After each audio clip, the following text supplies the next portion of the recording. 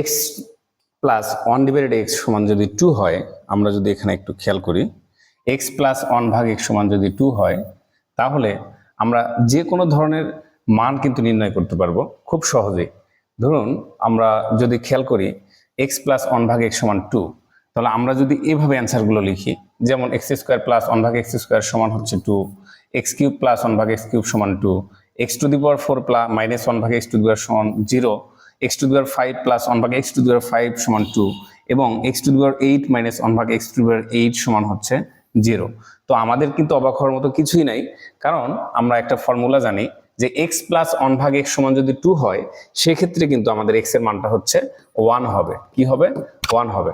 যেমন x plus 1 divided x সমান 2 হলে আমরা যদি এখান থেকে এক্স এর মানটা বের করার চেষ্টা করি, তখন আমরা এক্স এর লসাগুটা করে নেব, এখানে ভগ্নাংশগুলোর লসাগুটা করে নেব। লসাগু হচ্ছে এক্স, এক্স দিয়ে যদি এক্স কে গুণ করি তাহলে হবে এক্স স্কোয়ার প্লাস 1 ইকুয়াল কত?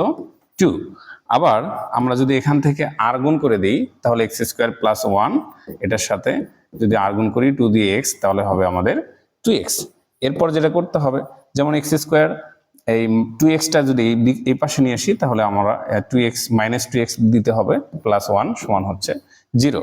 আবার এইটা একটা সমীকরণ, এই সমীকরণটা যদি আমরা সূত্রের মাধ্যমে প্রকাশ করি, তাহলে আমরা পাবো যে x square minus 2ab plus b square, এরকম একটা সূত্রের মাধ্যমে আমরা কিন্তু প্রকাশ করতে পারি।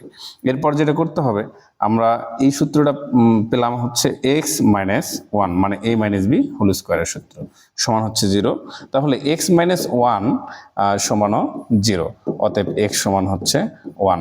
সেখান থেকে কিন্তু আমরা বলতে পারি যে যেহেতু আমাদের এক্স এর মানটা 1, সো আমরা এইখান থেকে x square plus 1 divided x square plus 1 divided x square সমান আমরা দিতে পারি এক্স এর মানটা হচ্ছে 1, তার উপরে স্কোয়ার প্লাস 1 ডিভাইডেড 1 তার উপরে স্কোয়ার, 1 এর উপরে স্কোয়ার দিলে 1 এবং এটা 1, এখান থেকে আমরা বলতে পারি 2। সো এরকম এক্স প্লাস 1 ভাগ এক্স সমান যদি 2 থাকে, সেক্ষেত্রে আমরা যে কোনো ধরনের এই ধরনের মান নির্ণয়ের অঙ্কগুলো করতে পারি এবং সেটা দেখা মাত্রই অ্যান্সারটা দিতে পারি। যেমন আপনাদের যদি এবার বলি x to the power 50 plus 1 ভাগ এক্স টু দি পাওয়ার 50, এটার মানটা কত হবে? এটা সমান মাঝখানে যদি আমার প্লাস থাকে তাহলে অ্যান্সার হবে 2, এবং মাঝখানে যদি আমার মাইনাস থাকে তাহলে অ্যান্সার হবে 0। যেমন এক্স কিউব মাইনাস 1 ভাগ এক্স কিউব সমান হচ্ছে 0। এখানে মাঝখানে মাইনাস আছে, এই জন্য অ্যান্সার আমার 0, মাঝখানে প্লাস আছে, এই কারণে কিন্তু আমার অ্যান্সার 2। আশা করি বুঝতে পারছি।